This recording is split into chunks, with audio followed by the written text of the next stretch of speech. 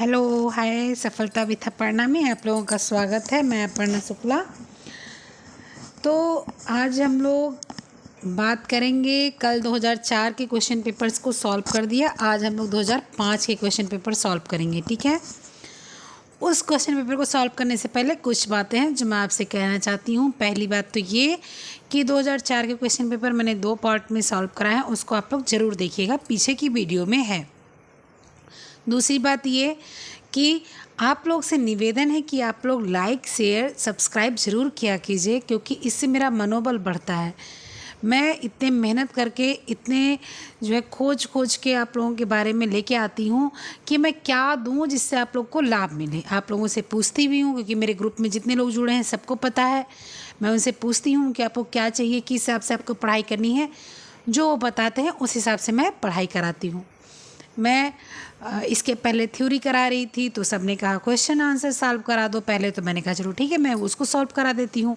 उसके बाद में बीच बीच में मैं थ्योरिकल भी डालती रहूँगी। तो इसलिए आप लोग से निवेदन है कि आप लोग लाइक शेयर सब्सक्राइब कर दिया कीजिए और नीचे कमेंट पर कमेंट ज़रूर किया कीजिए कि आपको कैसा लगा, आपकी क्वेरीज़ क्या हैं। इसके बाद आप मेरे टेलीग्राम पर जुड़िए जाकर। टेलीग्राम पर मैं डेली क्वेश्चंस कराती हूँ, बहुत अच्छे क्वेश्चन देती हूँ, आपके कॉन्सेप्ट क्लियर हो जाएंगे। उसके बाद आप आकर व्हाट्सएप ग्रुप पे जुड़िए। व्हाट्सएप ग्रुप पर जुड़ने से आपको लाभ मिलेगा। लाभ ये मिलेगा कि आप जो है जब वहाँ पर जुड़ेंगे तो आपको एनसीईआरटीज़ मिलेगी, एनसीईआरटीज़ के नोट्स मिलेंगे, आपको और भी नोट्स मिलेंगे, आपको क्वेश्चंस भी अलग अलग मिलेंगे, आपकी जो क्वेरीज भी होंगी वो भी शांत होंगी। तो इतनी सारी चीज़ें आपको सुविधा मिल रही है और वो भी फ्री ऑफ कास्ट। एक भी पैसे मैं नहीं लेती हूँ, ना अभी ले रही हूँ, ना मैं कभी और लूँगी बाद में भी। मैंने बार बार कहा है कि मैं पढ़ाई करने के लिए कराने के लिए कभी पैसे नहीं लेती हूँ और ना लूँगी। तो फ्री में आपको इतना सब कुछ मिल रहा है। बस आपसे इतना चार्ज चाहिए कि आप लोग लाइक किया कीजिए, शेयर खूब किया कीजिए, सब्सक्राइब जरूर किया कीजिए, कमेंट नीचे ज़रूर डाला कीजिए। ठीक है, और पूरी वीडियो देखा कीजिए। हाथ जोड़ के इसका तो निवेदन आप लोग से है कि पूरी वीडियो देखा कीजिए। पूरी वीडियो देखने से ही आपको लास्ट तक देखने को मिलेगा। बीच में मैं क्वेश्चंस डालती हूँ, उस क्वेश्चन का आंसर देने को आपको मिलेगा और आपके कॉन्सेप्ट क्लियर होंगे, आपको सारी चीज़ों की जानकारी होगी। ठीक है, तो आगे बढ़ते हैं। उसके पहले फिर से एक बार कहना चाहती हूँ कि पूरी वीडियो देखिएगा, मेरी मेहनत को सार्थक कीजिएगा। चलिए ठीक है, फिर शुरू करते हैं। हम लोग आज 2005 का क्वेश्चन सॉल्व करेंगे। 2 दिन में सॉल्व करेंगे, क्योंकि एक दिन में बहुत लंबा वीडियो हो जाएगा, इसलिए हम 2 दिन में सॉल्व करेंगे। शुरू करते हैं क्वेश्चन नंबर 1 से। ठीक है, क्वेश्चन नंबर 1 क्या है, आइए देखते हैं। पोषण क्या है? इसमें लिखा हुआ पोषण एक प्रक्रिया है जिसके द्वारा शरीर के सभी भाग आवश्यक पदार्थ प्राप्त करते हैं। एक प्रक्रिया है जिसके द्वारा शरीर पदार्थों का उपयोग समृद्धि और नवीनीकरण के लिए करता है। एक प्रक्रिया है जिसके द्वारा शरीर पदार्थों का उपयोग जिसके द्वारा जहाँ पदार्थ उनके कार्यों और समृद्धि के लिए प्राप्त किए जाते हैं। एक प्रक्रिया है जिसमें शरीर के सभी भाग सभी जैव कार्यों के लिए पदार्थ प्राप्त करते हैं तथा उनका उपयोग करते हैं। तो पोषण क्या है? पोषण है जिसमें शरीर के सभी भाग सभी जैव कार्यों के लिए पदार्थ प्राप्त करते हैं और उनका उपयोग करते हैं। उनको हम लोग क्या कहते हैं? उनको हम लोग पोषण कहते हैं। ठीक है, आंसर क्या आएगा क्वेश्चन नंबर 1 का चौथा। क्वेश्चन नंबर 2 क्या है? क्वेश्चन नंबर 2 है पोषणिक स्थिति का वर्गीकरण किया जाता है इस रूप में: अच्छा और बुरा, कुपोषित और अतिपोषित, अपर्याप्त और पर्याप्त, अनुकूलतम और अल्पतम। तो कुपोषित और अपोषित। देखिए, मैं ये आपसे बोलना चाहूँगी कि मैंने पिछले बार एक क्वेश्चन कराया था 2004 में, वहाँ पर आयोग ने आंसर दिया था अनुकूलतम, अतितम और मध्यतम। ठीक है, यहाँ पर आंसर क्या दिया गया है? कुपोषित और अतिपोषित। उत्तम आंसर यही होगा कि कुपोषित और अतिपोषित, लेकिन आंसर वो भी होगा कि एक अनुकूलतम होता है, एक अति अनुकूलतम होता है और एक अत्यल्प होता है। मतलब कि एक तो आपके फिटिंग फाइट टाइप का होता है, फिट फाइट एकदम से, कि आपको एक रोटी खानी है, आपको एक कटोरी दाल खाना है, आपको एक कटोरी सब्जी खानी है। एक ये पोषण आपका ये चीज़ हो गया। लेकिन एक ये है कि आपको एक रोटी खानी, एक कटोरी दाल खानी, लेकिन आप वहाँ पर 4 रोटी खा रहे हो, 2 कटोरी दाल खा रहे हो। ये क्या हो गया, बहुत ज़्यादा में चला गया, ठीक है, अति पोषण में चला गया, ठीक है। एक होता है अल्प, जो है अल्पतम हो गया, मतलब बहुत कम हो गया कि आपको एक रोटी एक कटोरी दाल खानी है, आपको रोटी भी नहीं अच्छी लगती, आपको दाल भी नहीं अच्छी लगती, या मिलती नहीं है, या कुछ भी कारण है, तो वो अल्पतम में चला जाएगा, ठीक है। तो इसलिए यहाँ पर तो ठीक है, कुपोषित और अपोषित लगा देते हैं, लेकिन अगर वो 3 आता है तो उस 3 को आप लगाएंगे, अल्प, अत्यधिक, मध्य, अल्पम, ठीक है। चलो नेक्स्ट, मध्य में क्या आता है, अनुकूलतम आता है। नेक्स्ट क्वेश्चन क्या है, पुष्टिकर पदार्थ हैं, ऊर्जा की उत्पत्ति नहीं करते, बनाते समय मरम्मत नहीं करते और शरीर की प्रक्रिया को नियंत्रित नहीं करते, BMR नियंत्रित नहीं करते। पुष्टिकर पदार्थ क्या क्या हैं बताना है। तो पुष्टिकर पदार्थ वही होते हैं जो ऊर्जा की आपूर्ति ही नहीं करते, बल्कि उनके साथ साथ जो है शरीर मतलब हमारी जो है शरीर जो है उसको व्यवस्थित करते हैं, ठीक है। पुष्टिकर पदार्थ के बारे में पूछ रहा है, तो इसका आंसर हम यहाँ पर देंगे कि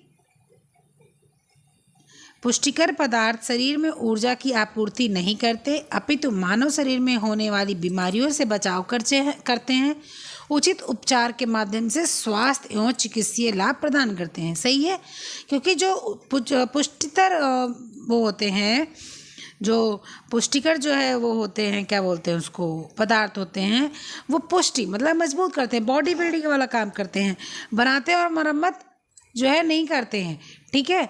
वो बनाते मरम्मत नहीं करते, ऊर्जा की आपूर्ति नहीं करते, शरीर की प्रक्रियाओं को नियंत्रित नहीं करते और BMR नियंत्रित नहीं करते।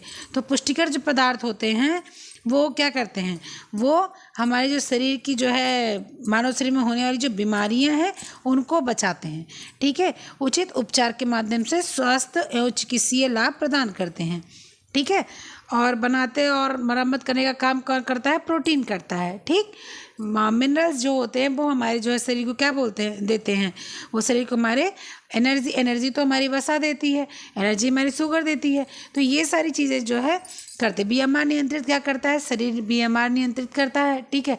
बहुत ज़्यादा जो है BMR बढ़ जाता है तो हार्ट रेट जो है बढ़ गया, हार्ट फेलियर का वो सब सामना करना पड़ता है, तो वहाँ सब ऐसी चीज़ें दी जाती हैं जो BMR को थोड़ा सा कंट्रोल करके रखे।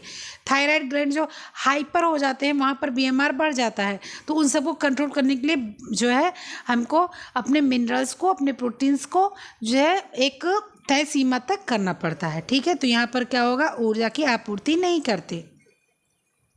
नेक्स्ट क्वेश्चन क्या है, नेक्स्ट क्वेश्चन है हमारा, बड़ा कर लेते हैं ना, फिर उसके बाद बताते हैं। खाद्य ऊर्जा की कृत्रिम यानी क्रिटिकल इकाई दिखाई जाती है, कैसे दिखाई जाती है खाद्य ऊर्जा, BMR और BMI मैंने जो है आपको बहुत अच्छे से पढ़ाया है, बहुत ही बढ़िया तरीके से पढ़ाया है मैंने। जिसने पढ़ा उसने कहा कि आज तक ऐसी BMR और BMI मैंने कहीं नहीं पढ़ी थी। तो आप लोग चाहें तो आप मेरे ग्रुप पर जुड़कर, व्हाट्सएप ग्रुप पर जुड़कर वॉइस नोट के थ्रू आप इसको समझ सकते हैं, ठीक है। तो BMR और BMI का क्या है, इकाई किस हिसाब से देखी जाती है, क्या 1:2 BMR, 1:4 BMR, 1:2 BMR या 1:4 BMI, ठीक है। तो क्या होगा, इसका 1:4 BMR होता है। मतलब क्या होता है इसका, देख लेते हैं। खाद्य ऊर्जा को क्रिटिकल इकाई 1:4 BMR दिखाई जाती है।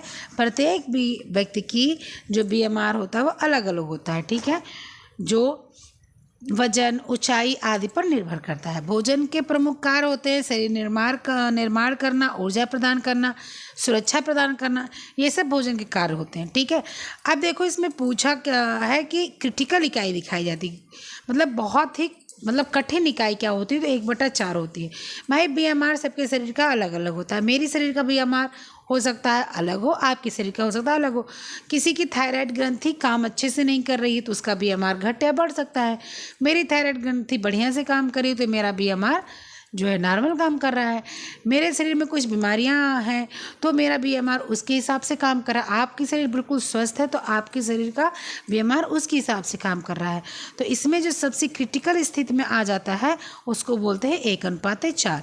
ठीक है, तो टिक मार करेंगे 1:4। नेक्स्ट क्वेश्चन क्या है? नेक्स्ट क्वेश्चन है हमारे शरीर का कुल भार कितना प्रतिशत जल होता है? तो सबको पता है कि हमारे शरीर में जल 70 से 75% होता है। यहाँ पर जो आंसर दिया है बिल्कुल गलत दिया है। आप 62% बिल्कुल नहीं लगाओगे, आप लगाओगे 70 to 75%। ठीक है, आप 65% नहीं लगाना। ठीक है, तो लेकिन फिर भी ये क्या व्याख्या दे रहा है उसको पढ़ लेते हैं हम लोग। कुछ हद तक ये सही है, जैसे कि हड्डियों में कितने 65% जल से निर्मित होती है? पूरा शरीर नहीं, पूरा शरीर 70 से 75% जल तक निर्मित होता है। 62% तो बिल्कुल नहीं होता है। ठीक है, अब मानने को आयोग क्या मान लेता है वो पता नहीं, लेकिन हर बुक में चाहे वो आप क्लास 5 से लेके और आप जो है क्लास 12 तक की बुक उठा के देख लीजिए, सब में 70 to 75 लिखा होता है। ठीक है, तो जिसमें 22% जल कहाँ होता है? हड्डी में होता है। ठीक है, 10% त्वचा में होता है, 20% मस्तिष्क में होता है। ठीक है, 75% मांसपेशी में तथा ठीक है दांतों में 10, त्वचा में 20, मस्तिष्क में 75, मांसपेशी में 50.6% तथा रक्त में 83% जल होता है। ठीक है, तो शरीर में कुल हमारे कितना जल हो गया? कुल शरीर में हमारे हो गया 70 से 75% जल। ठीक, चलो आगे बढ़ते हैं। नेक्स्ट क्वेश्चन क्या है कि संदर्भ व्यक्ति की आयु वर्ष होती है। संदर्भ व्यक्ति आयु वर्ष होती है मतलब कि 20 से 39 वर्ष सही है। संदर्भ व्यक्ति का तात्पर्य होता है जो व्यक्ति कार्यशील उम्र होती है, मतलब कि जो व्यक्ति कार्य करने की उम्र आ जाती है, मतलब वो कुछ करने लगता है, कुछ काम करने लगता है। जैसे कि हम लोग किस उसमें आते हैं? हम लोग संदर्भ व्यक्ति की उम्र में आते हैं ना, क्योंकि हम लोग काम कर रहे हैं, पढ़ जरूर रहे हैं लेकिन हम लोग घरेलू काम भी कर रहे हैं, हम लोग दिमागी कार्य भी कर रहे हैं। लेकिन जो किशोरावस्था के बालक हैं क्या वो काम करते हैं? बहुत कम बालक हैं जो काम करते हैं। जो बाल्यावस्था के बालक हैं वो क्या काम करते हैं? बहुत वो काम नहीं करते हैं। ठीक है, तो संदर्भ व्यक्ति की आयु जो होती है वो करीब 20 से 39 वर्ष होती है। ठीक, यहाँ पर 20 से 39 वर्ष दिया है संदर्भ व्यक्ति, मतलब कि इतना तो करना ही करना है। उसके बाद कम ज़्यादा आपके मॉडरेट में आ जाते हैं, कम होता है ज़्यादा होता है। वैसे फिर भी यहाँ पर 20-39 ठीक है दे रखा है। और काम व्यवहारिक रूप से तो आप लोग को पता है कि आदमी भाई 50 साल तक काम खूब करता है, लेकिन संदर्भ मतलब बहुत अधिक काम करने की उम्र होती है। ठीक है, तो इसका आंसर क्या आएगा? इसका आंसर आएगा ये। ठीक है, नेक्स्ट आगे बढ़ते हैं हम लोग। नेक्स्ट आगे क्या है? RDI संतुलित आहार, ये अंतर्ग्रहण इससे प्रभावित होता है कार्यस्थल से, सामाजिक स्थिति से, पारिवारिक आकार से, शारीरिक आकार से। तो संतुलित आहार ये अंतर्ग्रहण जो होता है वो पारिवारिक आकार से जो है प्रभावित होता है। पारिवारिक आकार से प्रभावित इसलिए होता है कि सभी व्यक्तियों की ऊर्जा प्राप्त करने के बाद खाद्य मात्रा जो है सुनिश्चित की जाती है। ठीक है, पारिवारिक स्थिति के कारण न्यूनतम पोषक तत्व वाले खाद्य पदार्थ परिवार की स्थिति के कारण प्रभावित होते हैं। ठीक है, परिवार जब रहता है तो तय किया जाता है। भाई समाज के अनुसार क्या हम लोग तय कर सकते हैं कि सब लोग को क्या खाना? कोई समाज थोड़ी तय कर पाएगा, कार्यस्थल भी नहीं तय कर सकता। हम जैसे मान लीजिए नौकरी कर रहे हैं तो क्या हम जो है जान रहे हैं कि हमारे जो संघ में अध्यापिका पढ़ाती हैं उनको क्या चाहिए, उनको किस हिसाब से वो आहार चाहिए? तो ये पारिवारिक आकार पर ही डिपेंड करता है। ठीक है, नेक्स्ट क्वेश्चन क्या है? नेक्स्ट क्वेश्चन है संतुलित आहार में ऊर्जा अधिकांशतः प्राप्त होती है किससे? शरीर बनाने वाले खाद्यों से, संरक्षित सब्जियों और फलों से, अनाज और वसा से, तेल और वसा से। क्या बोल रहा है इसमें? ऊर्जा अधिकांशतः प्राप्त होती है। ठीक है, एक संतुलित आहार में ऊर्जा अधिकांशतः प्राप्त होती है। तो ऊर्जा मतलब ताकत, तो सबको पता है। अनाजों और जो वसा होता है, अनाज से ऊर्जा नहीं, अनाज से प्रोटीन और मिनरल्स मिलते हैं। सब्जियों से हम लोग को विटामिन्स और मिनरल्स मिलते हैं। ठीक है, शरीर बनाने वाले खाद्य पदार्थ प्रोटीन होते हैं। तो तेल और जो वसा होते हैं उससे हमें क्या मिलती है, ऊर्जा प्राप्त होती है। ठीक है, ऊर्जा हमें प्राप्त होती है। नेक्स्ट क्वेश्चन क्या है, देखो इसमें किसी को अगर कोई समस्या होगी तो समस्या नहीं लेना। अनाज प्रोटीन मिलती है, सबको पता है। ठीक है, फैट नहीं होता, कार्ब होता है। ठीक, और ऊर्जा हम लोग को फैट से मिलती है। आगे बढ़ते हैं। आगे क्या क्वेश्चन है, आगे क्वेश्चन है हम लोगों का कि अच्छा, इसका व्याख्या सुन लेते हैं। एक संतुलित आहार में ऊर्जा तेल और वसा से प्राप्त होती है। सामान्यतः पूरे दिन में जो कुछ हम खाते हैं उसे आहार कहते हैं। ठीक है, तो जो आहार होता है उससे हमारे शरीर की वृद्धि होती है, स्वास्थ्य बनता है। शरीर में पर्याप्त मात्रा में वसा, खनिज लवण, विटामिन आदि जल की अपेक्षित मात्रा होनी चाहिए, वरना समस्या हो सकती है। ठीक है, नेक्स्ट क्वेश्चन क्या है कि अनाज का एक एक्सचेंज देता है। ये क्वेश्चन मुझसे किसी ने बहुत पहले पूछा था, तो उसका आंसर मैं यहाँ पर विस्तृत रूप से दूंगी, क्योंकि वहाँ पर क्वेश्चन मुझे जानकारी कम थी कि अनाज का एक एक्सचेंज देता है। अब इसमें 100 कैलोरी, 70 कैलोरी, 50 कैलोरी, 40 कैलोरी दी हुई है। लेकिन आप लोग को मैं कुछ बताना चाहती हूँ ये कि अनाज का जो एक एक्सचेंज होता है, जैसे मान लीजिए आपका चावल है, गेहूँ है, तो ये 30 कैलोरी देता है। ठीक है, आपका जो तेल है, आपका जो फैट है वो 50 कैलोरी देता है। आपका जो मांसाहारी चीज़ें हैं वो 70 कैलोरी देती हैं एक एक्सचेंज में। तो यहाँ पर ऐसा कोई ऑप्शन नहीं दिया गया था, इसीलिए इस पर एक मार्क्स सबको कॉमन मिले थे, तो यहाँ पर कॉमन ही मिलेंगे। ठीक है, 70 कैलोरी आपकी मांस पे चली जाएगी, 50 कैलोरी आपके फल और इस सब पर चली जाएगी, 40 कैलोरी आपकी चली जाएगी मतलब किस पे चली जाएगी, मिक्स मैच है, क्योंकि 40 कैलोरी कहीं दिया हुआ नहीं है, 30 कैलोरी अनाज पे जाती है।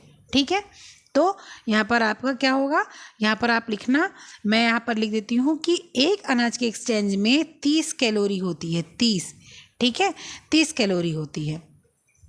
नेक्स्ट क्वेश्चन क्या है कि वसा पचाने के लिए आवश्यक एंजाइम लाइपेज पाया जाता है। कहाँ पाया जाता है, लार, अमाशय, अग्नाशय, आंत्र। तो इसको मैंने कितनी बार क्वेश्चन आप लोगों ने दिया था, मैंने अपने व्हाट्सएप पे बताया है कि ये कहाँ पाया जाता है, अमाशय में पाया जाता है। नेक्स्ट क्वेश्चन क्या है, नेक्स्ट क्वेश्चन क्या है, नेक्स्ट क्वेश्चन है एक प्राथमिक चिकित्सा देने वाले व्यक्ति को ऐसा नहीं करना चाहिए। क्या नहीं करना चाहिए, पुनः चोट को बचाना और स्थिति से बिगाड़ देना चाहिए। घायल व्यक्ति को यथासंभव आराम देना चाहिए। जल्दी से जल्दी घायल व्यक्ति को व्यावसायिक चिकित्सीय सेवा के अधीन करना चाहिए। किसी अन्य व्यक्ति द्वारा बांधी गई पट्टी को खोलकर चोट की जांच करनी चाहिए। क्या नहीं करना चाहिए, ठीक है, एक प्राथमिक चिकित्सा देने वाले व्यक्ति को क्या नहीं करना चाहिए, मतलब जो प्राथमिक चिकित्सा दे रहा है, डॉक्टर की बात नहीं हो रही, डॉक्टर जो होगा वो करेगा, क्या करेगा, वो जल्दी से पट्टी को खोलेगा और उसका जायजा लेगा। ठीक है, जल्दी से जल्दी घायल व्यक्ति को व्यावसायिक चिकित्सीय सेवा के अधीन तब करना चाहिए, पहले प्राथमिक उपचार कर लेना चाहिए।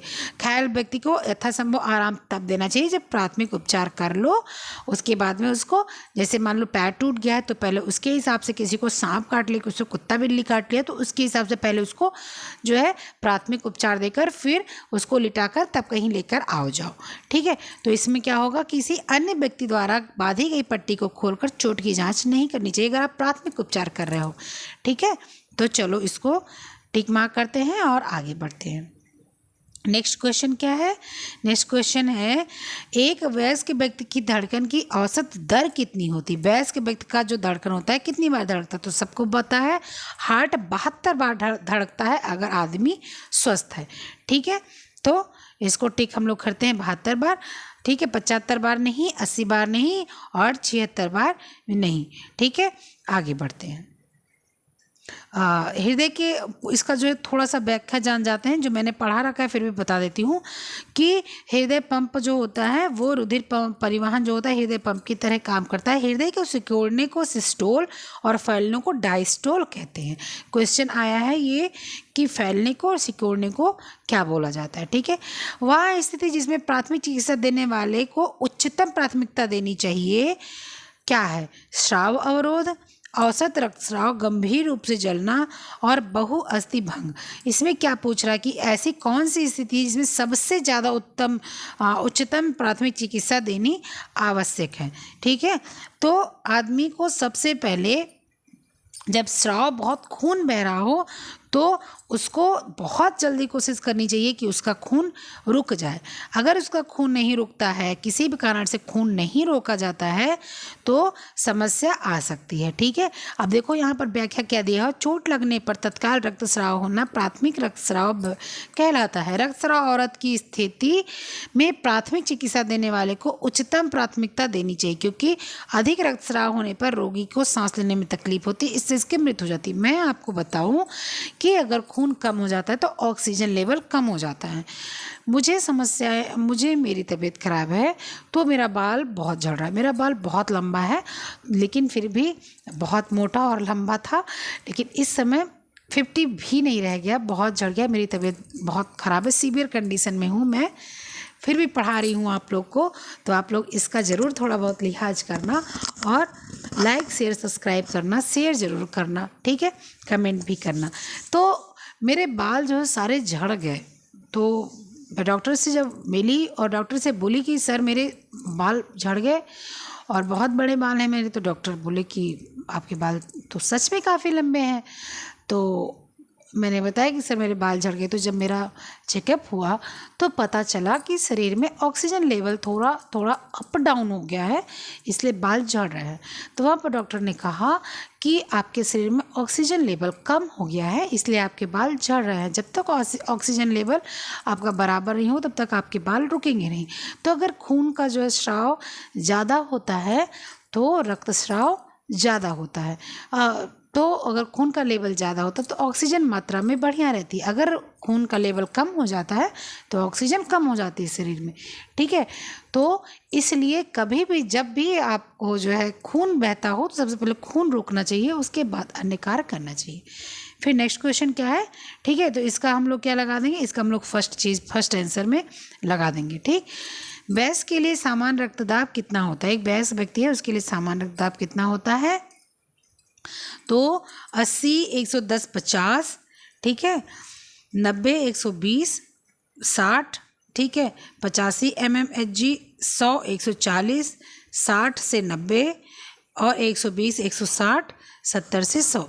तो क्या होता है, हम लोग के यहाँ करीब जो है 80 से 120 सामान्य माना जाता है, लेकिन अगर वो 85 या 90 भी चला जाता है तो उसको सामान्य में ही रखा जाता है। लेकिन अगर 120 से 110 आ जाता है तो रक्तचाप का मतलब हो जाता है कि वो कम हो गया है, ठीक है। और 100 140 से चला गया तो मतलब बहुत ज़्यादा बढ़ गया है, नुकसानदायक। 120 160 तो मतलब मृत्यु की स्थिति आ जाती है, ठीक है। तो इसका आंसर क्या आएगा, इसका आंसर आएगा 90 120। यहाँ पर 80 120 होना चाहिए था, 90 120 दिया हो तो इसको टिक मार्क करेंगे, ठीक है। फिर आगे क्या है, आगे है कि रक्तदाब को खोज हेल्स ने की थी, रक्तदाब को सेग्नोमीटर से नापा जाता है। मैं इसका क्वेश्चन कल बना के दूंगी, ठीक है। रक्तदाब की खोज किसने की थी और रक्तदाब को किस चीज़ से नापा जाता है। तो रक्तदाब की खोज हेल्स ने की थी और रक्तदाब को सेग्नोमीटर से नापा जाता है, ठीक। नेक्स्ट क्वेश्चन बढ़ते हैं। खुले घाव को प्राथमिक चिकित्सा देते वक्त क्या करना चाहिए, घुसी हुई वस्तुओं को निकालना चाहिए, टूटे हुए हिस्सों को हटाना चाहिए, नी सारी अंगों को बदल देना चाहिए, चोट को गेज से ढक देना चाहिए। गेज मतलब समझते हो ना आप लोग, मैंने आपको जब टेक्सटाइल पढ़ाया था तो गेज पढ़ाया था। तो गेज पट्टी होती है, जो पट्टी की जो बहुत बिनाई बहुत दूर दूर होती है लेकिन बहुत मजबूत होती है, उसको गेज बोलते हैं, ठीक है। तो गेज को जब कि कभी प्राथमिक चिकित्सा देते हैं तो सबसे पहले घाव को साफ करना चाहिए, उसकी मिट्टी को साफ करना चाहिए, कंकड़ पत्थर घुसे हो तो उसको निकालना चाहिए, उसके बाद जो है अंगों को पट्टी सट्टी करना चाहिए, ठीक है।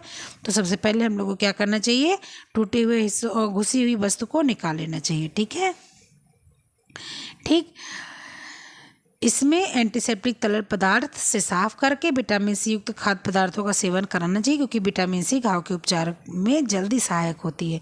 पट्टियों को वर्गीकृत किया जाता है, इनमें त्रिकोणीय और गोल पट्टी, लंबी पट्टी, ठीक है। विस्तृत और सक्रिय पट्टी, पट्टियों को वर्गीकृत किया जाता है, पूछ रहा है, ठीक है। त्रिकोणीय और गोल पट्टी, विस्तृत सक्रिय पट्टी, सरल उल्टी सर्पिली पट्टी, चिपकने वाली ना चिपकने वाली पट्टी। तो सबको पता है कि पट्टी को दो भाग में हम लोग करते हैं, एक त्रिकोणीय और गोल पट्टी, ठीक है। जो हम लोग के एनसीईआरटीज में है वो भी इसी में यही सब दी गई हैं, ठीक। पट्टियों के कितने प्रकार? पट्टियों के दो प्रकार, कौन से? कि आपकी पहली पट्टी कौन सी होगी? पहली पट्टी त्रिकोणीय, दूसरी पट्टी गोल पट्टी, ठीक है, जिसको हम लोग कपास धुंध पट्टी भी और लोचेदार पट्टी भी कहते हैं।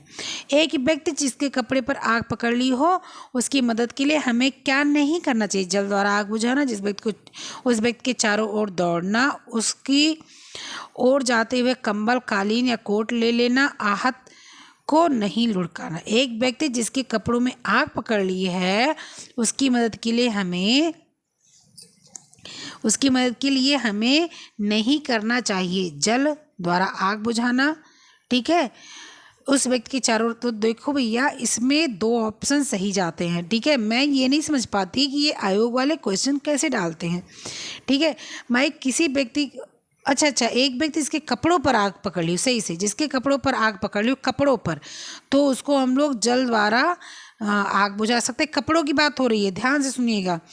और उसके कंबल और कालीन कोट को जो होता है उसको ले लेना चाहिए, मतलब उसको कपड़े और ना हो, उस आग को लुढ़काना नहीं चाहिए। कपड़ों पर आग लगी हुई बात हो रही है।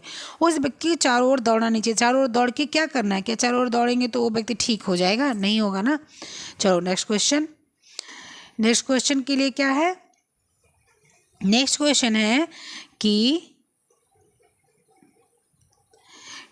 निम्नलिखित में से कौन सा कैल्शियम का अच्छा स्रोत है? चावल, बंगाल चना, दूध, मुर्गा।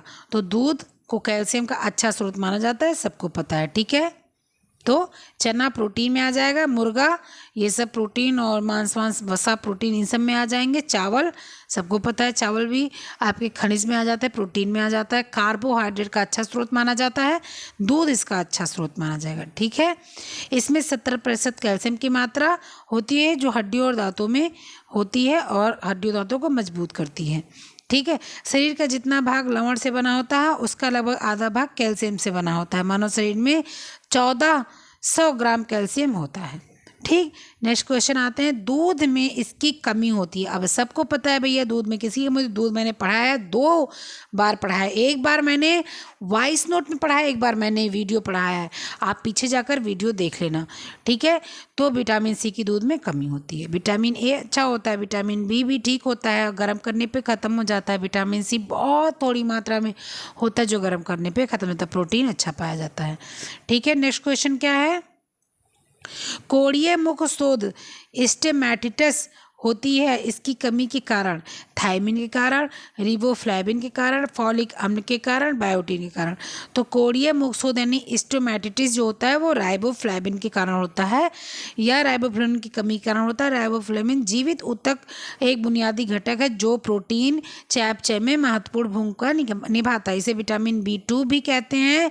इसकी कमी के कारण व्यक्ति दुर्बल और वृद्ध जैसा दिखाई देता है। गेहूँ, अंडे, हरी पत्ती सब्जियाँ, मटर, खोया आदि में पाया जाता है, ठीक है। तो इसका आंसर आएगा राइबोफ्लेविन। नेक्स्ट क्वेश्चन क्या है, थोड़ा जल्दी करते हैं ताकि क्वेश्चन पूरा हो जाए जितना ली हूँ। मंदाग्नि मतलब डायस्पेसिया का अर्थ क्या होता है? मंददृष्ट, नींद की कमी, भूख कमी, बदहजमी। तो मंदाग्नि मतलब होता है जो आपके अंदर की अग्नि होती है, जठराग्नि होती है, वो जठर की जो अग्नि होती है वो धीमी पड़ जाए, मंद पड़ जाए।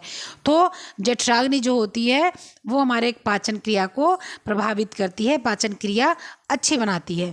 तो जब हमारा मंदाग्नि होता है तो बदहजमी होती है, मुझे गैस बनती है, हम लोग को गैस बनती है और खट्टी डकारें आती हैं, गले में जलन होती है। तो इसका आंसर क्या होगा? बदहजमी होगा। नेक्स्ट क्वेश्चन क्या है?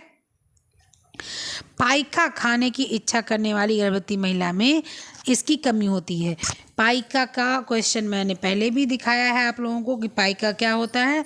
तो पाइका जो होता है वो जब गर्भवती स्त्री होती है तो उसको जो है जब आयरन की कमी शरीर में होती है तो उसको हमेशा से मिट्टी, चूना ऐसी और ये क्या कहते हैं खड़िया ये सब खाने का मन करता है तो उनको आयरन की कमी होती है। तो आयरन की कमी में क्या होता है, गर्भवती महिलाओं को पाइका खाने की इच्छा होती है। ठीक है, हीमोग्लोबिन का निर्माण क्या करता है, जो रक्त का निर्माण करते हैं, लाल रक्त कणिकाएं, सफ़ेद रक्त कणिकाएं जो भी होते हैं, हीमोग्लोबिन का जो निर्माण करते हैं।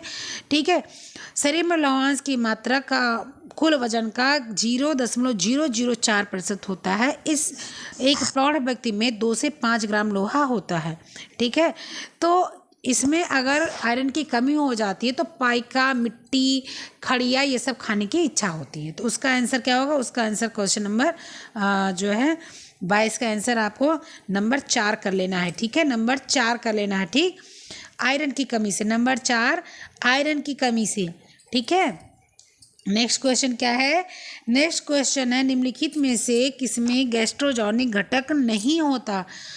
बंद गोभी, फूल गोभी, सलजम, पालक। तो बंद गोभी खाओगे तो आपको गैस जरूर बनता है, फूल गोभी खाओ फिर उसमें भी गैस बनता है, और सलजम खाओ। मतलब कि गाइट्रोजेनिक रसायन, गाइट्रोजेनिक मतलब क्या होता है कि ग्लूको साइनोलेटस नामक पौधा होता है जो कीटनाशक से प्राप्त होता है। पाचन के दौरान एंजाइम ग्लूकोसाइनोलेट्स जो होता है वो गाइट्रोजेनिक और गैर गाइट्रोजेनिक बाय प्रोडक्ट को तोड़ देता है। जिन खाद्य पदार्थों की पहचान गाइट्रोजेनिक के रूप में होती है उन्हें ब्रोकली, सलजम, बंद गोभी कहने का मतलब आपको मैं बताऊं कि गाइट्रोजेनिक पदार्थ अगर खाते हैं तो गैस उत्पन्न होती है, खाना हजम तो होता है लेकिन गैस एसिडिटी बनाता है। तो पालक एक ऐसी सब्जी है जो गाइट्रोजेनिक नहीं होता है, इससे गैस नहीं उत्पन्न होती, ये खाना हजम करने में प्रॉब्लम नहीं करता। ठीक है, तो इसमें पालक होगा। नेक्स्ट क्वेश्चन क्या होगा, ये थोड़ा धुंधला है क्योंकि मैं फ़ोटो लेके पढ़ाती हूँ ताकि जो है कोई समस्या ना हो आप लोगों को। तो ये बुक में ही धुंधला आया था लेकिन मैं इसको आपको बता देती हूँ। निम्नलिखित में से किस अनाज के प्रति 100 ग्राम में अधिक प्रोटीन होता है। गेहूँ, बाजरा, ज्वार, चावल।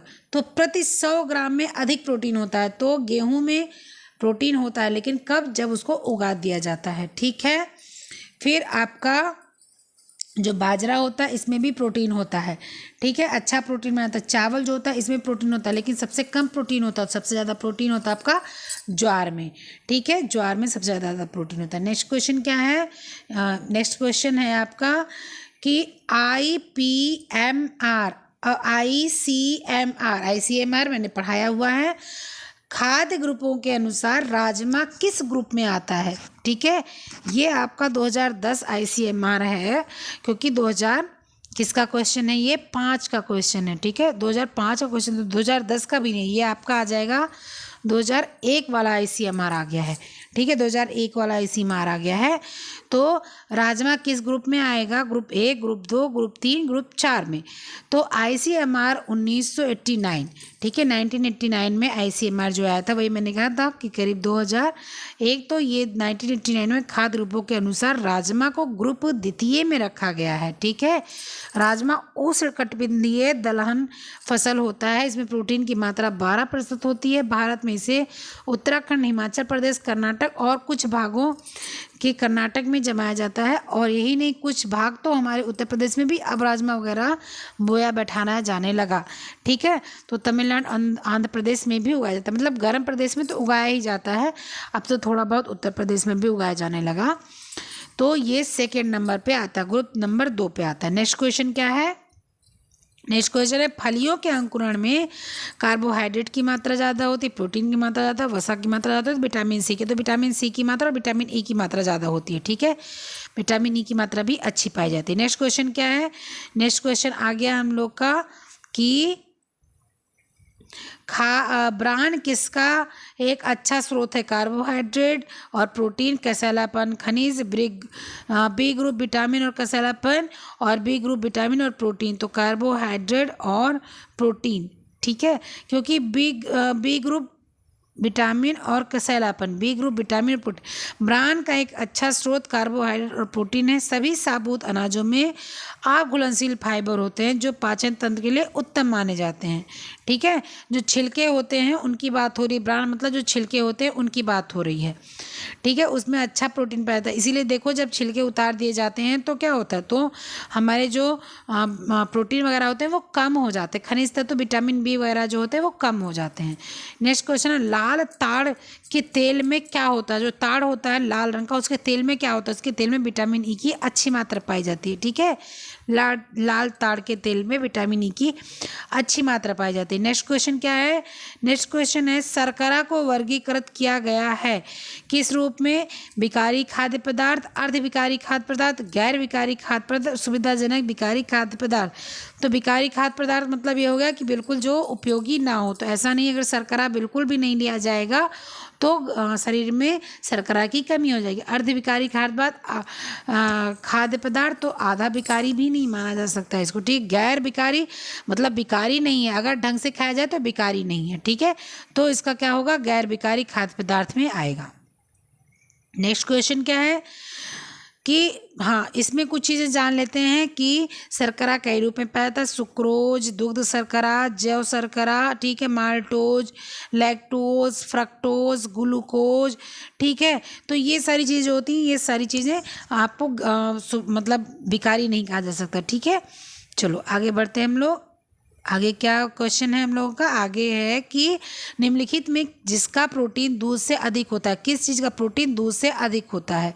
ठीक है, तो प्रोटीन, वसा, कार्बोहाइड्रेट, खनिज पूछ रहा है। निम्नलिखित में से किसका प्रतिशत दूध से अधिक होता है? किसका प्रतिशत दूध से अधिक होता है? दूध में अधिक, सॉरी, निम्नलिखित में से किसका प्रतिशत दूध में अधिक होता है? तो कार्बोहाइड्रेट का दूध में अधिक होता है। ठीक है, नेक्स्ट क्वेश्चन आते हैं। दूध बहुत अच्छे से पढ़ा रखा है इसलिए बहुत ज़्यादा इस पर टाइम नहीं खर्च करेंगे। निम्नलिखित में से किस एक घटक का प्रभाव भोजन को पसंद पर नहीं पड़ता है? निम्नलिखित में से किस एक घटक का प्रभाव भोजन की पसंद पर नहीं पड़ता? मीडिया, संस्कृति, अभिजात वर्ग, गुणवत्ता।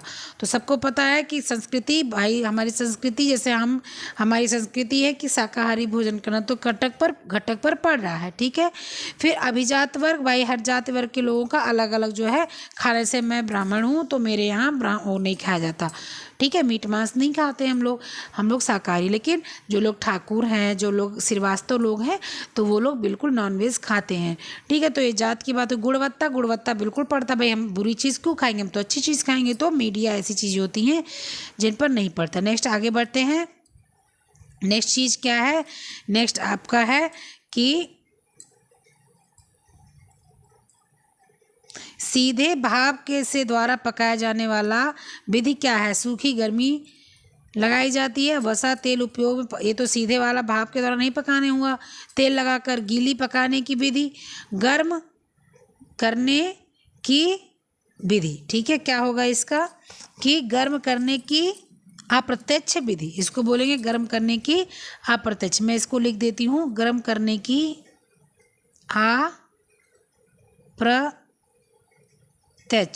गर्म करने की अप्रत्यक्ष विधि। ठीक है, तो गर्म करने की अप्रत्यक्ष विधि जो होती है वो भाप द्वारा पकाई जाती है। ठीक, तो इसका आंसर नंबर चौथा हो जाएगा। ठीक है, नेक्स्ट क्वेश्चन हम लोग आते हैं। नेक्स्ट क्वेश्चन क्या है? किण्वन बढ़ाता है प्रोटीन की मात्रा, कार्बोहाइड्रेट की मात्रा, वसा की मात्रा, विटामिन सी की मात्रा। तो किण्वन मतलब क्या होता है? जो हम लोग फर्मेंट करते हैं, तो फर्मेंट किसकी मात्रा बढ़ाता है? तो फर्मेंट आपके विटामिन B12 भी, मतलब विटामिन बी फैमिली पूरी उसमें आती है, अच्छा किण्वन की मात्रा में आता है। और यहाँ पर विटामिन सी क्योंकि थोड़ा खट्टा हो जाता है। ठीक है, तो विटामिन सी भी मानते हैं। ठीक, नेक्स्ट क्वेश्चन क्या आता है? नेक्स्ट क्वेश्चन आ जाएगा, खाद्य पदार्थों को बोतल बंद, डिब्बा बंद पैकेजिंग करने के उस खाद्य पदार्थ को बिगाड़ने वाले किस घटक को बहुत कम कर दिया जाता है? जैविक खाद्य उपलब्ध, उपयुक्त तापक्रम, वायु उपलब्धता, उपयुक्त पीएच। तो सब कुछ ठीक है, इसमें जो वायु ना जाने पाए इसलिए जो उसको अच्छे से पकाया जाता, अच्छे से बंद किया जाता है, वायु ना जाने पाए। ठीक है, इसका नेक्स्ट आंसर होगा वायु वाला, नंबर 3। नेक्स्ट क्वेश्चन क्या है? खाद्य संरक्षण की निम्नलिखित में से किस विधि में एंजाइम विकृत हो जाती है? खाद्य संरक्षण में आप्यूवन, वर्णहीन, निर्जलीकरण, अचार बनाना। तो खाद्य संरक्षण के मतलब किसमें एंजाइम खराब, विकृत मतलब खराब हो जाता है। ठीक है, तो जब हम लोग जो है उसको आप्यूवन मतलब बिल्कुल जो है एकदम से उसको पानी वगैरह जो रहता है उसको एकदम हटा देते हैं या नहीं रखते हैं, तो पानी रखते हैं तो आप उसको बोलेंगे आप्यून। जब पानी रह जाता है, वर्णहीन करना, वर्णहीन मतलब रंग हटा देना, तो इसका कोई मतलब नहीं, रंग वंग नहीं हटाने कोई मतलब होता। निर्जलीकरण, अचार बना, तो जब हम जो है पानी उसका ख़त्म कर देते हैं तो एंजाइम भी काफ़ी हद तक उसके कम हो जाते हैं। ठीक है, एंजाइम विकृत हो जाते हैं जब हम उसको धूप में सुखा दें या उसका पानी कम कर देते हैं। ठीक है, सूक्ष्म जीव जो होते हैं उनके वृद्धि के अवसर भी कम हो जाते हैं। तो इसका आंसर क्या आ जाएगा? उसका आंसर आ जाएगा निर्जलीकरण। ठीक है, वर्णहीन करना कोई मतलब नहीं होता। अचार बनाने का मतलब यही होता है कि पहले उसको सुखा दो, उसका पानी निकाल दो। नेक्स्ट क्वेश्चन आता है। नेक्स्ट क्वेश्चन है, ज्ञान क्या है? मानवीय स्रोत है, गैर मानवीय स्रोत है, नवीनीकरण स्रोत है, गैर परंपरागत स्रोत है। तो ज्ञान क्या है? ज्ञान है आपका जो है मानवीय स्रोत। मानवीय स्रोत क्यों है ज्ञान? क्योंकि मनुष्य एक विवेकी प्राणी है, ऐसा तो है नहीं कि मूर्ख प्राणी है। वह अपने विवेक को अपने हिसाब से उपयोग कर सकता है। ठीक है, तो इसका क्या होगा? इसका 1 मिनट मैं टिक मार्क लगा देती हूँ, उसके बाद बता दूँ। ज्ञान एक मानवीय स्रोत है। ठीक है, मैं टिक मार्क कर दूँ, उसके आगे बढ़ूँ, क्योंकि मैं टिक मार्क नहीं करती तो दिक्कत होती है। तो क्या है, चलो आओ यहाँ व्याख्या देख लेते हैं, वरना आप लोगों को जो है वो हो जाएगा, कन्फ्यूजन हो जाएगा कि क्या बता दें। ज्ञान मानवीय स्रोत के रूप में मनुष्य एक विवेकशील प्राणी व अपने विवेक का प्रयोग, ज्ञान का प्रयोग करता है, अपने ज्ञान को अपने ही द्वारा प्रयोग करता है। ठीक है, चलो नेक्स्ट क्वेश्चन क्या है? नेक्स्ट क्वेश्चन, गर्भावस्था के दौरान भोजन की अतिरिक्त हिस्सा होता है 25 ग्राम, 50 ग्राम, 75 ग्राम, 100 ग्राम। कह रहा है कि गर्भावस्था में जो भोजन हम पहले करते थे उसकी अपेक्षा गर्भावस्था में कितना भोजन ज़्यादा लेते हैं? 25 ग्राम ज़्यादा लेते हैं, 50 ग्राम ज़्यादा लेते हैं, 75 ग्राम ज़्यादा लेते हैं, 100 ग्राम ज़्यादा लेते हैं। तो सबको पता है कि 300 से 350 कैलोरी हम लोग ज़्यादा लेते हैं गर्भावस्था में। ठीक है, तो 75 ग्राम अतिरिक्त जब भोजन लेंगे तो करीब 300 कैलोरी, 350 कैलोरी मिलेगी। ठीक है, साधारण कार्य करती है जो स्त्री, इसको 3500 कैलोरी चाहिए होती है, 2300 कैलोरी चाहिए होती है दैनिक आहार में। ठीक है, जबकि अत्यधिक श्रम करने वाली औरत को 3000 कैलोरी चाहिए होती है। ठीक है, और जो है अगर कोई गर्भवती स्त्री है तो उसको प्लस कर दिया जाता है, यानी 3300 तक पहुंच जाता है। ठीक है, तो इसमें आ जाएगा आपका 75 ग्राम। नेक्स्ट क्वेश्चन क्या है? नेक्स्ट क्वेश्चन है आपका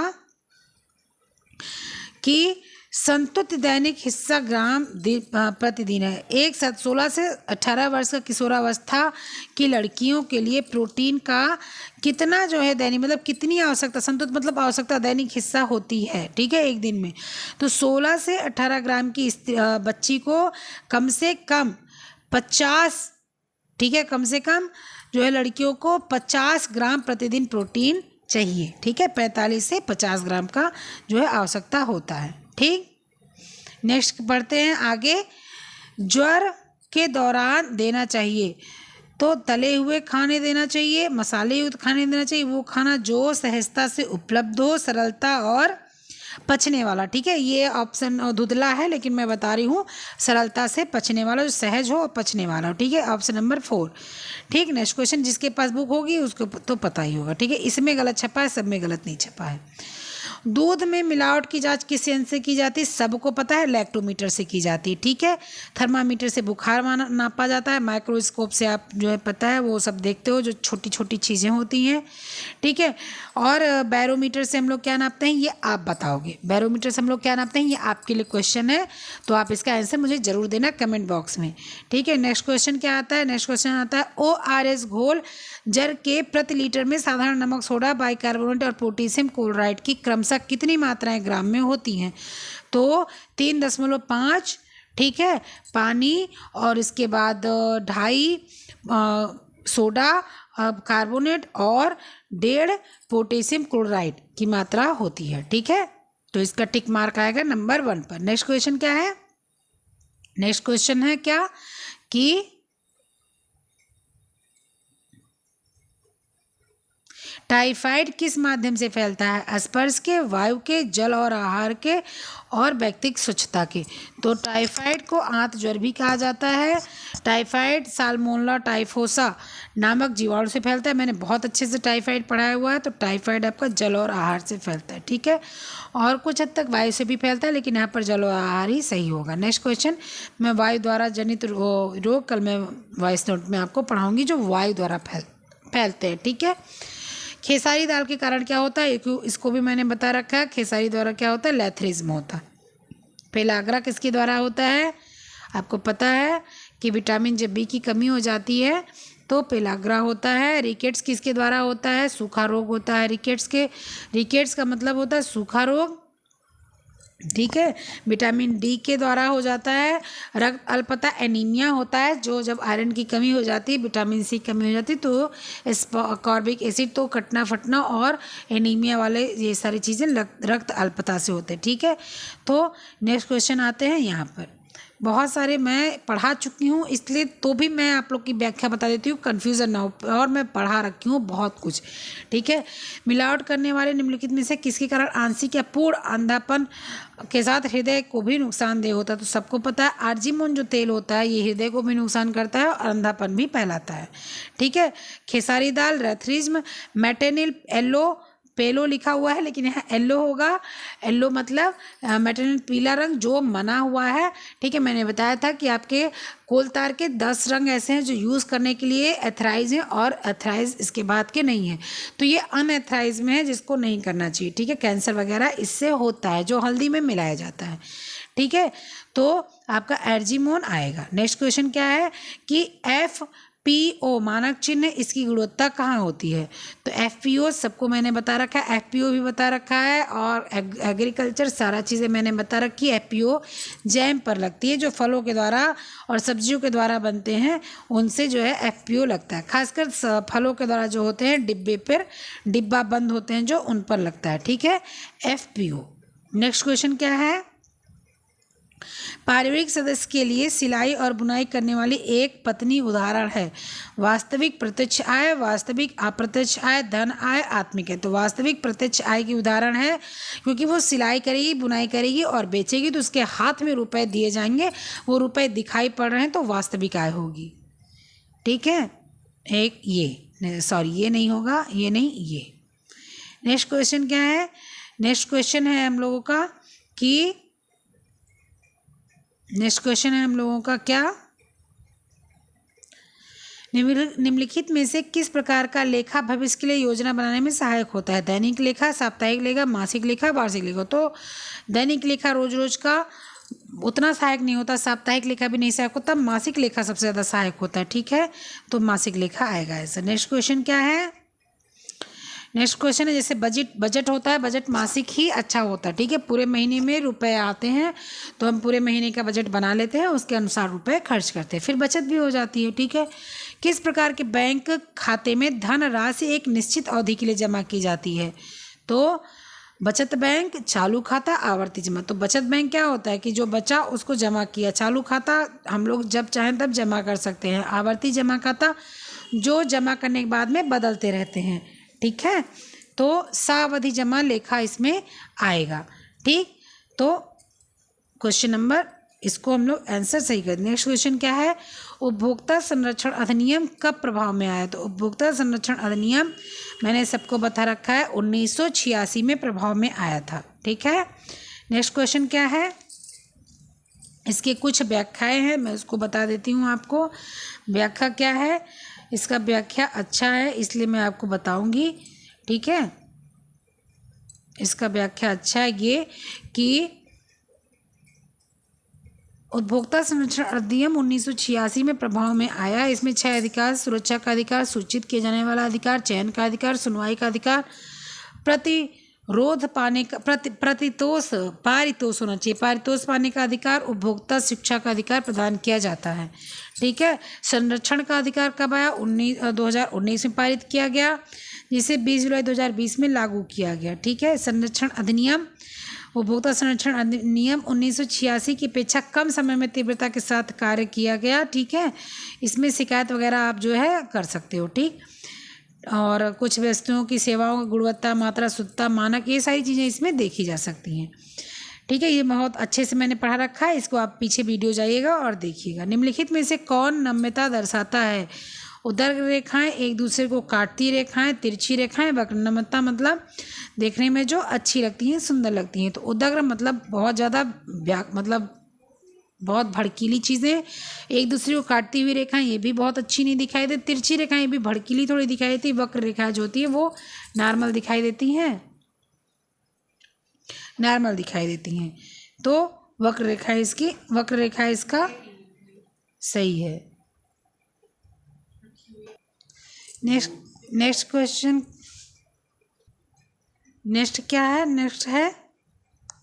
नेक्स्ट क्वेश्चन इसको समझ लेना। वक्र रेखा ऐसी होती है जो नम्यता दर्शाती है, मतलब कि सुंदर लगती है, टेढ़ी घुमावदार होती है, कैसी भी रेखा बना दो तो खूबसूरत लगती है। जैसे कि अगर ऐसी रेखा थोड़ी सी चुभती है, लेकिन अगर वो ऐसी गोल होती है तो वो रेखाएं सुंदर लगती हैं। ठीक है, नेक्स्ट क्या है, निम्नलिखित में से कौन सा रंग गौरवशाली, प्रभावशाली और संपन्न माना जाता है? तो सबको पता है कि सफ़ेद रंग एक ऐसा रंग होता है जो व्यक्तित्व को अच्छा दर्शाता है। ये तो मतलब कितनी बार आप लोगों का क्वेश्चन आता है और मैं बार बार ये क्वेश्चन आप लोग को बताती रहती हूँ कि जो सफ़ेद रंग है एक ऐसा रंग है जो सबसे ज़्यादा अच्छा माना जाता है, क्योंकि उस पर हर रंग चढ़ जाता है। पहली बात तो ये है कि उस पर हर रंग चढ़ जाता है। दूसरी बात यह है कि वो सबसे अलग होता है। ठीक है, तो यहाँ पर नीला, बैगनी, सफ़ेद, काला। ठीक है, आंसर इसमें क्या दिया है वो देख लेते हैं हम लोग, लेकिन मेरे हिसाब से सफ़ेद ही होना चाहिए। ठीक है, तो मैं इस पर सफ़ेद टिक मार्क कर रही हूँ, लेकिन फिर भी मैं इसके आगे देख लेती हूँ। ठीक है, क्या इसका आंसर है? आंसर इसका क्या है वो मैं देखूँगी कि क्योंकि मुझे ऐसा लगता है कि इसमें बैगनी रंग को श्रेष्ठ, प्रभावशील और समृद्ध माना जाता है। इसे राजसी रंग भी कहा जाता है। सफ़ेद रंग को सौम्यता, पवित्रता और शांति का प्रतीक माना जाता है। काले रंग को रहस्य का प्रतीक माना जाता है। नीले रंग को आकाश व समुद्र की तरह विशाल और चंचल प्रतीक माना जाता है। जो बैगनी रंग होता है वो श्रेष्ठ, प्रभावशील और समृद्धि का सूचक माना जाता है। ठीक है, तो यहाँ पर जो है आपका आंसर क्या जाएगा? सेकंड जाएगा। यहाँ पर सेकंड जाएगा तो आप सेकंड टिक मारोगे। क्या? बैगनी रंग श्रेष्ठ माना जाता है। सफ़ेद रंग क्या होता है? शांति का प्रतीक होता है। वैसे सफ़ेद रंग भी राजसी माना जाता है। ठीक है, इसीलिए जो वाइट कलर के लोग जो होते हैं, नेता होते हैं, जो डॉक्टर होते हैं, उनको सफ़ेद रंग दिया जाता है। वैसे सफ़ेद रंग उनको इसलिए भी दिया जाता है क्योंकि उनको शांति होना चाहिए। डॉक्टर को शांत स्वभाव का होना चाहिए, नेता को शांत स्वभाव का होना चाहिए। तो इसमें सही आंसर हमारे ख्याल से दिया है, सही होना चाहिए। ठीक है, तो बैगनी रंग हो, इससे नंबर 2 इसका आंसर आप लोग मान लेना। नेक्स्ट क्वेश्चन क्या है? टुकड़ों को जोड़कर जब एक वस्त्र बना जाता है तो उसे इस रूप में वर्गीकृत किया जाता है: संरचनात्मक, सजीव, सजावटी और अमूर्त। ठीक है, तो इसमें कौन सा जो है क्या होगा आपका? सजावटी। क्यों सजावटी होगा? क्योंकि आपको पता है कि कई कपड़ों को जोड़कर कहाँ की कढ़ाई की जाती है वो आप मुझे बताओगे। ठीक है, कहाँ की कढ़ाई होती है जो कई कपड़ों को एक साथ जोड़कर की जाती है, आप मुझे बताना। ठीक, आपका नेक्स्ट क्वेश्चन, एक क्वेश्चन पहले था, नेक्स्ट क्वेश्चन ये है कि कई कपड़ों को जोड़कर कढ़ाई बनाई जाती, कढ़ाई की जाती है, वो कढ़ाई कहाँ की है? कमेंट बॉक्स में आप डालोगे उसको। ठीक है, तो इसका आंसर आ जाएगा सजावटी। ठीक है, टुकड़ों को जोड़कर वस्त्र बनाया जाता है, उसे सजावटी रूप में वर्गीकृत किया जाता है। इस वस्त्रों की सुंदरता बढ़ती है। आपको पता है कहाँ की कढ़ाई है और आप यहाँ पर बताओगे। नेक्स्ट क्वेश्चन, एक डिजाइन, अभिकल्प या परिधान के अंदर सभी संधियों के बीच में संबंध को क्या कहा जाता है? कोई डिजाइन है उसको जो आपस में जो है संबंध जोड़ता है, लय, समरसता, अवधारणा, अनुपात। तो जो लय होता है वो एक लय मतलब एक फ्रीक्वेंसी होती है। जैसे मान लो कि एक लय में कोई डिजाइन बन रही, यहाँ पर एक फूल बना, यहाँ पर फूल बना, यहाँ पर फूल बना, यहाँ पर फूल बना। ठीक है, समरसता जो बराबर है, ये रेड है, ये येलो है, ये रेड है, ये येलो है। ठीक है, अवधारणा किसी बेस के ऊपर, किसी सोच के ऊपर कोई चीज़ बन रही वो। अनुपात जो होता है वो क्या होता है? वो डिजाइन को सबको एक दूसरे में मिलाता हुआ, संबंध लेता हुआ चलता है अनुपात। जैसे कि 2 सफ़ेद फूल रहेगा और एक पिंक गुलाबी फूल रहेगा, तो ये अनुपात है। ठीक है, तो ये 2 अनुपात है 1, तो अनुपात सबसे ज़्यादा जरूरी है। ठीक है, तो आंसर इसका अनुपात होगा। नेक्स्ट क्वेश्चन क्या है? अधिकांश लोग कपड़े के इस गुण को देखते हैं, किसको? बाह्यकृत को, सुंदरता को, आरामदायक को, निर्माण को। तो अधिकतर लोग देखते हैं किसको? आरामदायक को। कहना तो यहाँ पर चाहिए कि जो है सुंदरता को, बाह्यकृत को, लेकिन जो है आरामदायक, जो किताबी चीज़ तो आरामदायक ही, तो आंसर भी आरामदायक ही माना जाएगा। नेक्स्ट क्वेश्चन क्या है, निम्नलिखित में से कौन सा कपड़ा तौलिए के लिए उपयुक्त होता है? सूती, नायलॉन, टेरिलॉन, डेक्रो। तो सबको पता है सूती। नायलॉन भी मैंने बता रखा है, टेरिलॉन भी बता रखा है, डेक्रेलॉन भी बता रखा है, ठीक है। नेक्स्ट क्वेश्चन क्या है, नेक्स्ट क्वेश्चन है कपड़ों को खरीदारी करने के लिए कौन सा दिन समय उपयुक्त माना जाता है? सो प्रातः बिल्कुल नहीं, कपड़े की चमक उतनी अच्छी नहीं महसूस होती, शाम को कपड़े कम दिखते हैं, चमकीले दिखते हैं, रात्रि को एकदम उनको रोशनी लाइट में पता नहीं चलता है, इसलिए दोपहर के बाद जब है बिल्कुल 3 बजे के टाइम में कपड़ों को खरीदना चाहिए, ठीक है। फिर नेक्स्ट क्वेश्चन क्या है, नेक्स्ट क्वेश्चन आ जाता है हम लोगों का क्या कि एक शिशु सहारा लेकर बैठना कब आराम कर देता है? 3 महीने में, 3 से 5 महीने में, 4 से 5 महीने में, 6 से 7 महीने में। तो 6 से 7 महीने में शिशु सहारा लेकर बैठना शुरू कर देता है, उसको दीवार उवार के सहारे, गद्दे के, रजाई के सहारे आप बैठा सकते हो, ठीक है। नेक्स्ट क्वेश्चन है, जन्म के समय एक भारतीय बच्चे की औसत ऊंचाई कितनी होती है? जन्म के समय एक भारतीय बच्चे की औसत ऊंचाई कितनी होती है? 40 सेंटीमीटर, 45 सेंटीमीटर, 50 सेंटीमीटर, 55 सेंटीमीटर। मैंने बहुत बार बता रखा है कि जन्म के समय करीब बच्चा जो है आपके 45 से 50 है, 50 से 55 सेंटीमीटर के बीच में होता है। तो यहाँ पर एक डिजिट दी रखी कन्फर्म, तो इसलिए 50 सेंटीमीटर आप यहाँ पर आंसर लगाओगे, ठीक है।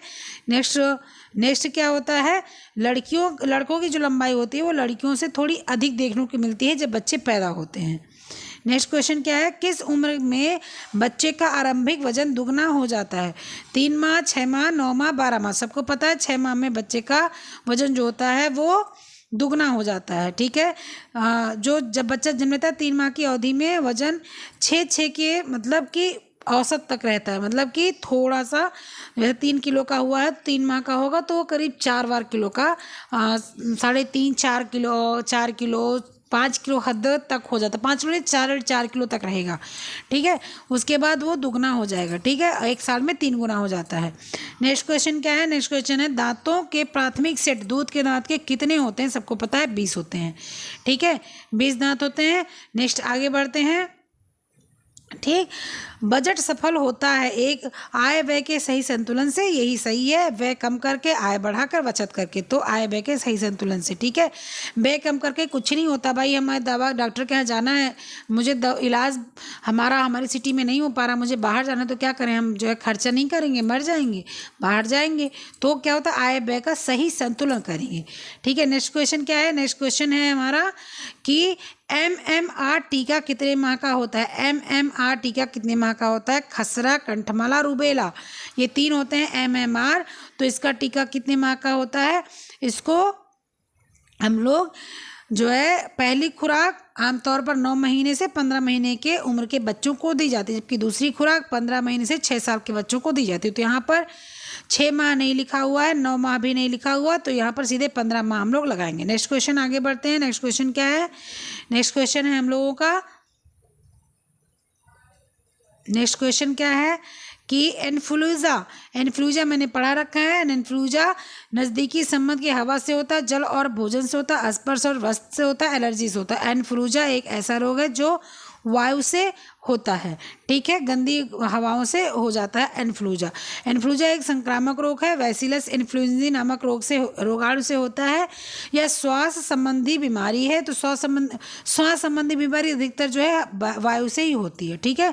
2 प्रकार के होते हैं, A और B। प्रत्येक प्रकार के अनेक भिन्न भिन्न स्ट्रेन होते हैं।